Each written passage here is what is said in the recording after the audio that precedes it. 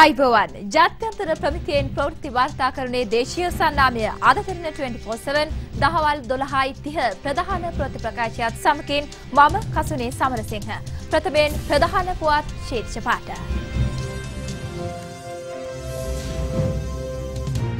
ජගත් මහමණ්ඩල සැසියට සහභාගී වූ ජනපති අද දිවයිනට. ජිනීවා යෝජනාවලිය සම්බන්ධයෙන් රජය සමග සාකච්ඡා කරන බව විපක්ෂ නායක පවසයි. වැඩිහිටි ජනගහනය ගැටලුවක් බව ඇමති තුමින්ද පවසයි. දකුණු අධිවේගයේ කොටසක් තවදුරටත් වැසෙයි. IS ත්‍රස්තවාදීන්ගේ අනදින කාර්යාලයට ගුවන් ප්‍රහාර. ඉන්දිය අග්‍රාමාත්‍යවරයාට වසීම් අක්‍රම්ගෙන් ඉල්ලීමක්.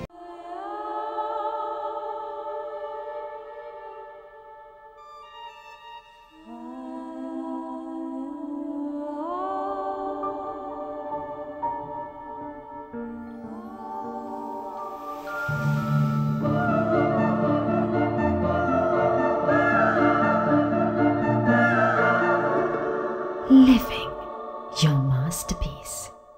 Rossell, eternal elegance. දේශීය පුවත් ජනාධිපති මෛත්‍රීපාල සිරිසේන මහතා අද දිවයිනට පැමිණීමට නියමිතව තිබෙනවා. ජනාධිපතිවරයා පසුගිය 23 වෙනිදා ඇමරිකාවේ නිව්යෝක් නුවර පලා පිටත්ව ගියා. එක්සත් ජාතීන්ගේ සංවිධානයේ 70 වෙනි මහා මණ්ඩල සැසිවාරයට සහභාගී වීම සඳහා ජනාධිපති මෛත්‍රීපාල සිරිසේන මහතා මෙම සංචාරයට සහභාගී වුණා. එහිදී ඔහු මහා මණ්ඩල සැසිවාරයට සමගාමීව පැවති තිරසාර සංවර්ධන සමුළුව ඇමතීමද සිදු කළා. ඊට අමතරව එක්සත් ජාතීන්ගේ මහලේකම් බැන් කි මූන් සහ තවත් රාජ්‍ය නායකින් පිරිසක් හමු වී ද්විපාර්ශ්වික සාකච්ඡා පැවැත්වුවා.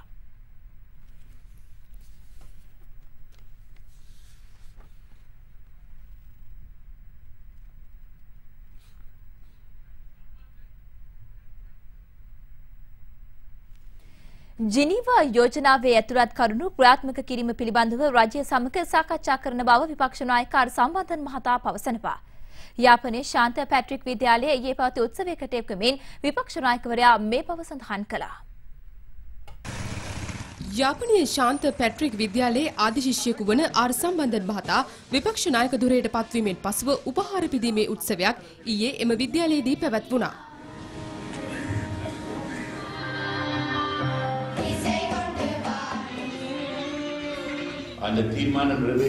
ජිනීවා යෝජනාවේ ඇතුළත් කරුණු ක්‍රියාත්මක කිරීම පිළිබඳව හැකිතරම් රජය සමග සාකච්ඡා කරනවා. එය සිදු කරන්නේ විපක්ෂ නායක තනතුර හිමි වූ නිසා නෙවෙයි.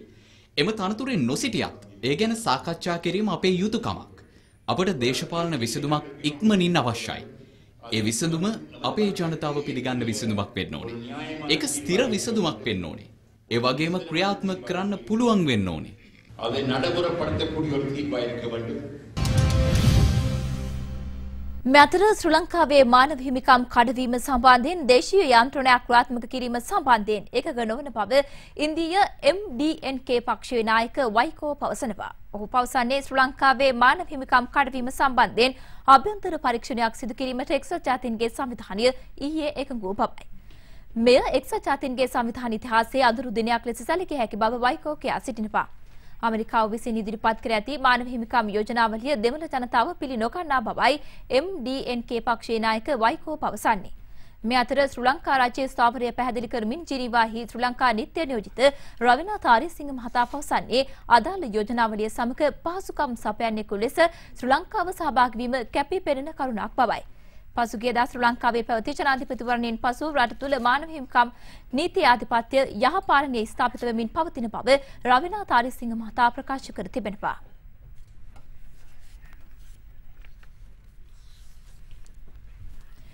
මෙරට ළමා හා වැඩිහිටි ජනගහනය අතර පරතරය විශාල වශයෙන් වැඩිවීමට බලපෑ ප්‍රධානතම හේතුව කුඩා පවුල් සංකල්පය සමාජය තුළ මුල් බැස ගැනීම බව අමාත්‍ය දුමින්ද දිසානායක මහතා පවසනවා.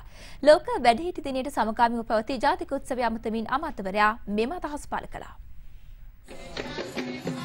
ලෝක වැඩිහිටි දින සැමරුම් ජාතික උත්සවය ඊයේ පැවැත්වුණේ අනුරාධපුර සාලියපුර වැඩිහිටි නිවාස පරිසරයේදී. උත්සවය සඳහා සමාජ සොය බල ගැනීම සහ සුබසාධන අමාත්‍ය SP දිසානායක මහතා සහ කුෂිකර්ම අමාත්‍ය දුමින්ද දිසානායක මහතාද සහභාගී වුණා. වර්තමානයේ 112 වැඩිහිටි ජනතාව ඉන්නවා. 60ට වැඩි. සියලු වාර්තාවල කියන විදිහට 2050 දී බලාපොරොත්තු වෙනවා මේක 125 දක්වා වැඩි වෙයි කියලා. ඉතින් මේ යන විදිහට මේක දැන් අඩු කරන්න පුළුවන් කමක් නැහැ. ඒ මොකද පවුල එන්න පුංචි වෙලා තියෙනවා. අපි දන්නවා පුංචි පවුල රත්තරන් කියලා පටන් ගත්ත වැඩෙන් සේරම රත්තරන් වෙලා නෙමෙයි නැති වෙලාම ගිහිලා තියෙනවා. ඒ නිසා තමයි අපිට ලදරු පරම්පරාවක් තරුණ පරම්පරාවක් අඩු වෙලා වැඩිහිටි පරම්පරාව වැඩි වෙලා තියෙන මේ කාරණාව නිසා. අපි මේ පුංචි පවුල රත්තරන් කරන්නේ නැතුව ඒ ගමන ගියා නම් වැඩිහිටියොත් ඉන්නවා, තලත්තැලි කට්ටියක් ඉන්නවා, තරුණ කට්ටියක් ඉන්නවා, දරුවොත් ඉන්නවා, මේ හැමෝම එක මට්ටමේ ඉන්නවා. හැබැයි අද වෙනකොට සිද්ධ වෙලා තියෙන්නේ මේ පරතරය රකින්න බැරි පරතරයක් බවට පත් වෙලා තියෙනවා. ඉස්සර පවුල ළමයි 10ක් 15ක් හිටියා. අපි අද හදන්න එක්කිනයි දෙන්නයි මොකද ප්‍රශ්න ගොඩක් තියෙනවා. හැබැයි අපිට පුළුවන් නම් වැඩියෙන් දරුවෝ හදන්න මම හිතන්නේ මේ පරතරය අපිට අඩු කරගන්න පුළුවන්කම තියෙනවා. දෙමව්පියෝ තනි වෙන්නේ නැහැ. දෙමව්පියෝ ආරක්ෂා කරන්න පුළුවන්කම තියෙනවා. කෙසේ වෙතත් මෙහිදී අදහස් පළ කළ අමාත්‍ය SP දිසානායක මහතා සඳහන් කළේ දරු උපත් ප්‍රමාණය අඩුවීම ලෝකයේ දියුණු රටවල විශේෂ ලක්ෂණයක් බවයි. මේක දකුණු ආසියාවේ වැඩියෙන්ම වියපත් වෙන ජනතාව ඉන්න රට. ඒක කනගාටුවට කාරණයක් නෙවෙයි. ඒක ආඩම්බරයට, අභිමානයට කාරණයක්. අපේ දරු උපත් ප්‍රමාණය වේගෙන් අඩු වෙලා. ඒක ගැන අපි කනගාටු වුණා. ලෝකයේ දියුණු රටවල විශේෂ ලක්ෂණයක් තමයි දරු උපත් ප්‍රමාණය අඩු වීම. ලෝකයේ නොදියුණුකමේ විශේෂ ලක්ෂණයක් තමයි ජනගහන වර්ධනයේ දරු උපත් ප්‍රමාණය වැඩි වීම. වැඩි කියන්නේ එක මහා ගමනක් තියෙනවා. මේ වැඩි හිටියන් කියන මේ මහා ශක්තිමත් දැනුමෙන් අත්දැකීම් පරිපූර්ණ මේ මානව ප්‍රාග්ධනය මේ රටේ අනාගත රට ගොඩනගන්න අනාගත දරුවෝ ගොඩනගන්න පාවිච්චි කරන්න අපි අපේ සම්පූර්ණ අවධානය යොමු කරමු. රටේ සිටින උගත් තරුණ පිරිස්වලට සිය රැකියාවලදී ප්‍රමාණවත් වැටුපක් නොකැවීම ඔවුන් විදේශගත වීමට බලපාන ප්‍රධාන සාධකයේ බව උතුරු මැද පළාත් ප්‍රධාන අමාත්‍ය පේෂරු ජයරත්න මහතා පවසනවා. අනුරාධපුර පැවති උත්සවයක් අමතමින් ප්‍රධාන අමාත්‍යවරයා මෙම අදහස් පළ කළා.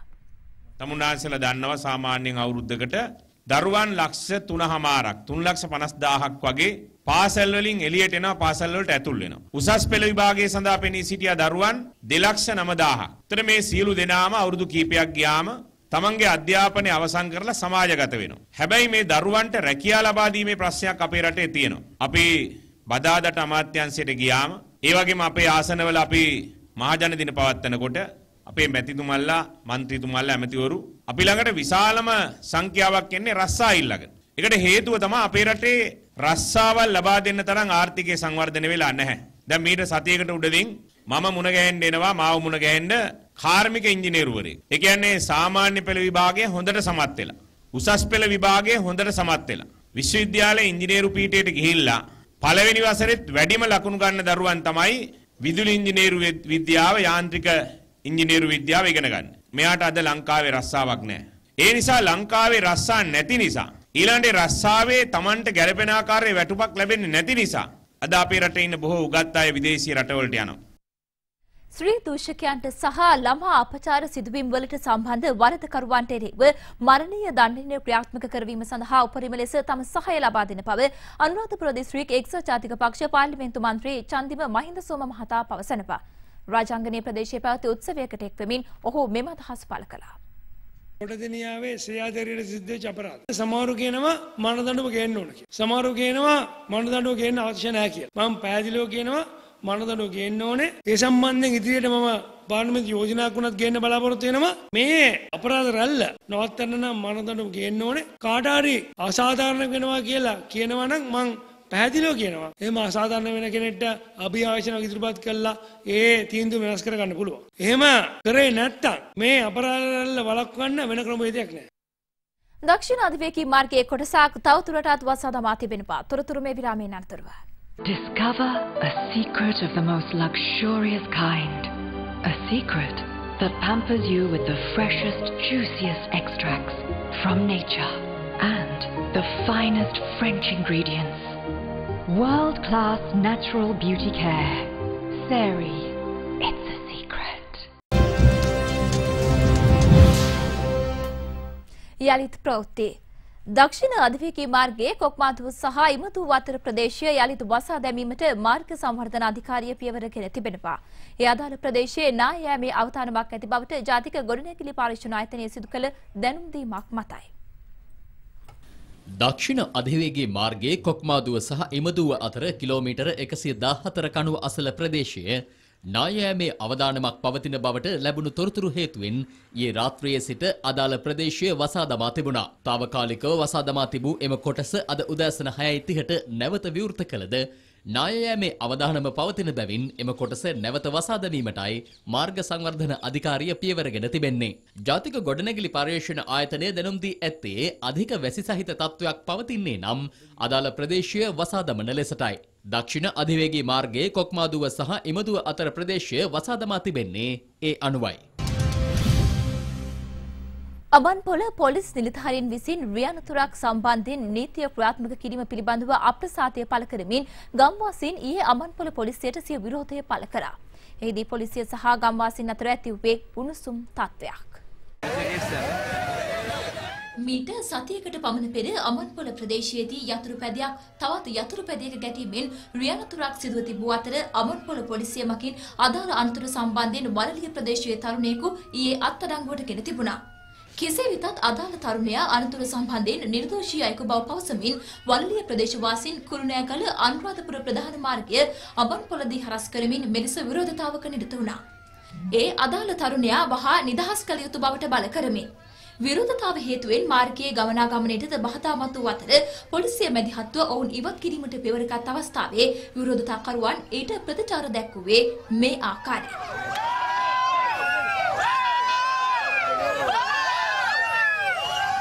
මේ අතර විරෝධතාකරුවන් අමන්පොල පොලිස් ස්ථානයේ වෙත පැමිණි අතර එහිදී ඇති වූයේ උණුසුම් තත්ත්වයක්.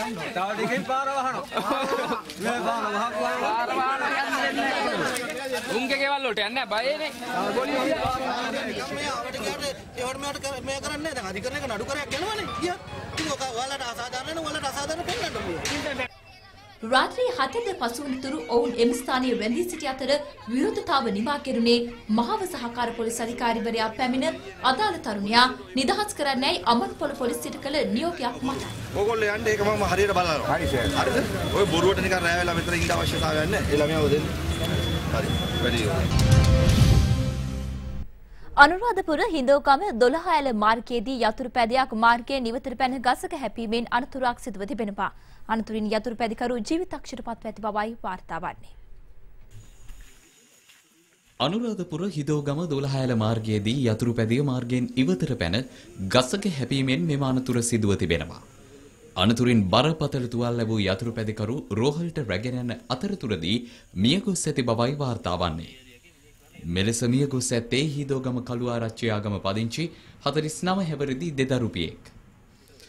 අධික වේගය සහ ආරක්ෂිත හිස්වැසුම් නොපැළදීම අනතුරට හේතුව බවයි පොලිසිය සඳහන් කළේ.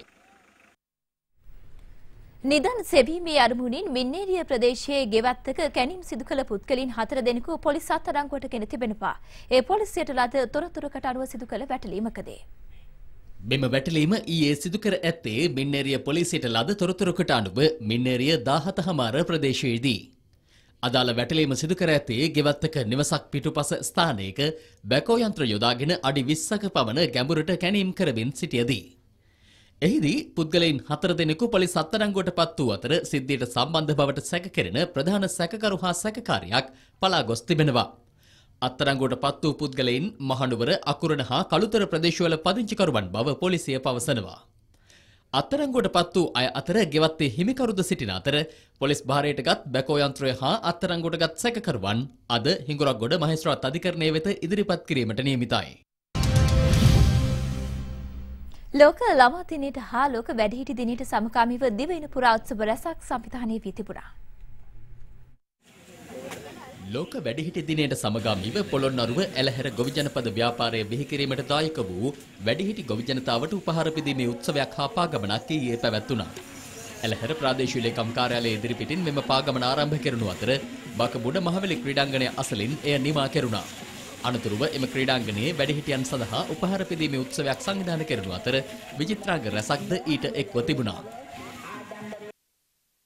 මේ අතර ලෝක ළමා දිනය නිමිත්තෙන් සාමණේර භික්ෂුන් වහන්සේ සඳහා පොත් බෙදා දීමේ වැඩසටහනක් ඊයේ වාරණ රජමහා විහාරයේදී පැවැත්වුණේ ජනසෙත පෙරමුණේ නායක පූජ්‍ය බත්තර මුල්ලේ සීලරත්න හිමියන්ගේ මූලිකත්වයෙන්. ලෝක ළමා දිනයට සමගාමීව අනුරාධපුර නොච්චාගම චොක් ඇන්ඩ් චොයිස් ලදරු පාසලේ ඊයේ උදෑසන උත්සවයක් පැවැත්වුණා. මෙහිදී කුඩා දරුවන් වෙනුවෙන් තරඟ සංවිධානය කර තිබූ අතර ඔවුන් සඳහා ත්‍යාග ප්‍රදානය කිරීමක්ද සිදු කෙරුණා. මීරිගම පල්ලෙවැල මහාවිද්‍යාලයේ ලෝක ළමා දිනයට සමගාමීව පාගමනක් සංවිධානය කර තිබුණා. එම විද්‍යාලයෙන් ආරම්භ වුණු මෙම පාගමන පල්ලෙවැල නගරය පුරා වීදි සංචාරය කළ අතර මෙහිදී දරුවන්ට වන අපචාර වැළැක්වීමට වැඩිහිටියන් සහ සමාජයේ සියලු දෙනා දැනුවත් කිරීම තේමා කරගනිමින් වීදි නාට්‍යාංගයක්ද පැවැත්වුණා. ලෝක ළමා දිනයට සමගාමීව ගණේමුල්ල ප්‍රදේශයේ පෙර පාසල් කිහිපයක් එක්ව පෙරහැරක් සංවිධානය කර තිබුණා. මෙම පෙරහැර විචිත්‍රවත් අංග රැසකින් සමන්විත වුණා. කෝට්ටේ නගර සභාව ඔබේසේකරපුර ජනක රණවක ක්‍රීඩාංගණය අසල ඊයේ නව ළමා උද්‍යානයක් විවෘත කරනු ලැබුවා. ඒ බස්නාහිර පළාත් ප්‍රධාන අමාත්‍ය ඉසුරු දේවප්‍රිය මහතා විසින්. නව රජය බලයට පත්වීමෙන් පසුව ඔවුන් යහපාලනයට දක්වන කැපවීම හමුවේ ඇමරිකානු සමාගම් ශ්‍රී ලංකාවේ ආයතනයට වැඩි උනන්දුවක් දක්වා ඇතැයි ඇමරිකාවේ මෙරට තානාපති අතුල් කේෂප් පවසනවා. ඔහු මේ බව සඳහන් කළේ ඇමරිකානු වාණිජ මණ්ඩලයේ 23 වන වාර්ෂික රැස්වීමේදී අදහස් දක්වමින්.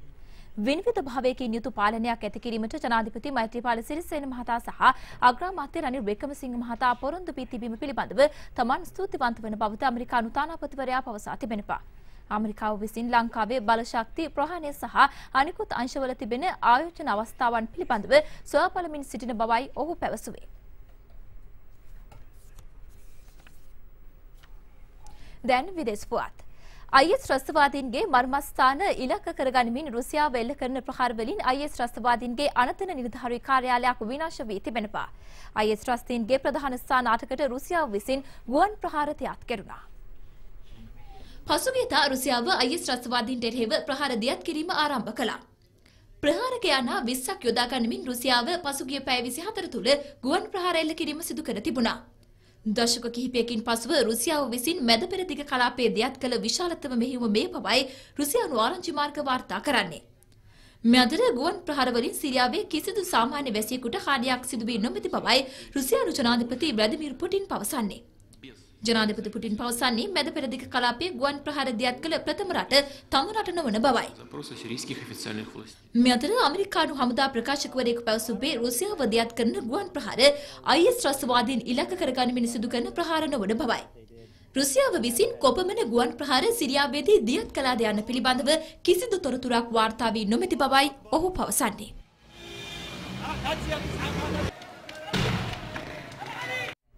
අමරිකාවේ දකුණු ඔරෙගන් ප්‍රාන්තයේ කොමියුනිටි විද්‍යාලයේ වෙඩි තැබීමක් සිදුව තිබෙනවා. වෙඩි තැබීමෙන් 10 දෙනෙකු ජීවිතාක්ෂර පත්ව ඇති අතර තවත් 7 දෙනෙකු තුවාල ලබා ඇති බවයි වාර්තා වන්නේ. ප්‍රහාරයට අදාළ පුද්ගලයා කවුරුන්ද යන්න තවමත් වාර්තා වී නැති අතර සිදුවීමෙන් අනතුරුව එම ප්‍රාන්ත පොලිසිය මගින් එල්ල කළ ප්‍රහාරයකින් වෙඩි තැබූ පුද්ගලයා මිය ගොස් තිබෙනවා. සිදුවීම වන අවස්ථාවේ තමන් ඇතුළු පිරිසක් අදාළ පාසලේ පොත් කාමරයකට වී රැඳී සිටි බවත් එම අවස්ථාවේ තමන්ට වෙඩි ප්‍රහාර 3ක් හෝ 4ක් ඇසුණු බවත් සිදුවීමට මුහුණ දුන් එම පාසලේ සිසුවියක් කියා තිබුණා. අමරිකානු ජනාධිපති බැරක් ඔබාමා නිවේදනයක් නිකුත් කරමින් සඳහන් කළේ මෙම ප්‍රහාරය සම්බන්ධයෙන් තමන් බලවත්ව කනගාටුවට පත්වන බවයි. එහිදී ඔහු වැඩිදුරටත් පවසා ඇත්තේ ලෝකයේ මෙවැනි අපරාධ සිදුවන එකම රට තමන්ගේ රට නොවුවද මෙලෙස පසුගිය මාස කිහිපය තුළ මෙවන් සිදුවීම් වාර්තා වූ එකම රට ඇමරිකාව බවයි. කෙසේ වෙතත් මෙම සිදුවීම ඇමරිකාවේ පාසලක මෑත කාලයේ වාර්තා වූ ප්‍රබලම සමූහ ඝාතනයේ බව එරට බලධාරීන් කියා සිටියා. Transferred to another hospital up in the Eugene area. We know there are conflicting reports of the numbers of casualties, and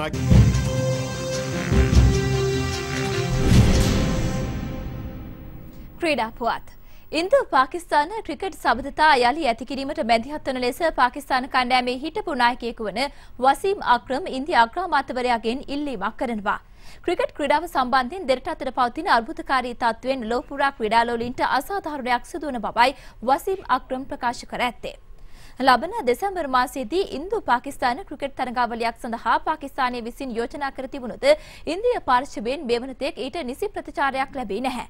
ඉන්දියාව සහ පාකිස්තානය අතර ක්‍රීඩා තරඟ පැවැත්වීම ගැටලුවක් නොවන බවට ඉන්දියා අග්‍රාමාත්‍ය නරින්ද්‍ර මෝදි විසින් ප්‍රකාශයක් සිදු කර ඇති බවට තමාට දැනගන්නට ලැබුණු බවයි වසීම් අක්‍රම් ප්‍රකාශ කර ඇත්තේ.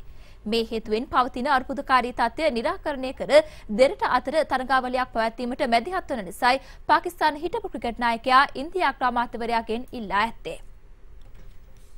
දවසුණුසුම් පුවත් එසනින් දැන ගැනීමට ඔබ කළ යුත්තේ ඔබගේ ජංගම දුරකථනයේ භාවිත කර තිරය දෙසන ආකාරයෙන් අද තිරන SMS alert සේවාව සක්‍රිය කර ගැනීමයි. ඒ වගේම අපගේ www.adatirana.lk වෙබ් අඩවියට පිවිසුනොත් ඔබට ප්‍රවෘත්ති සවිස්තරව දැන ගන්නට පුළුවන්. දහවල් 12යි ප්‍රධාන ප්‍රවෘත්ති ප්‍රකාශය නිමාවට පත් කරනවා. සුබ දවසක්.